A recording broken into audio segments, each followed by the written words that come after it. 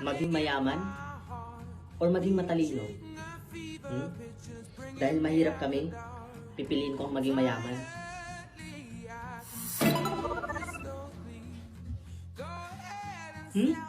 Unlimited yung balance ko?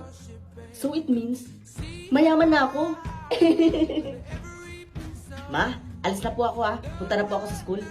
Wait anak, hindi ka na namin kayang pag-aralin ng tatay mo. Ha? Bakit po? Wala na kaming pambayad sa tuition fee mo anak. Ma, gusto ko pa mag-aral. Gusto ko pa matapos yung college ko. Anak, pasensya ka na. Pero di na talaga namin kaya ng tatay mo. Alam mo ma, huwag mo na problemahin yung tuition ko. Ha? Bakit naman anak?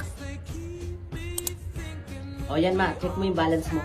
Oh my God, may nag-send ng 1 million. Ikaw ba yun anak? Maraming salamat. Nandito na yung boy mahirap. Ang luma at ang pangit ng suot niya. May problema ka ba? Oo, ikaw.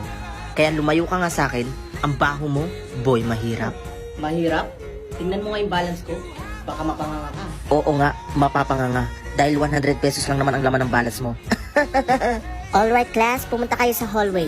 Magche-check tayo ng balance. Pag nasa 50k pababa, mada-drop out. Ma'am, hindi naman po tama yan.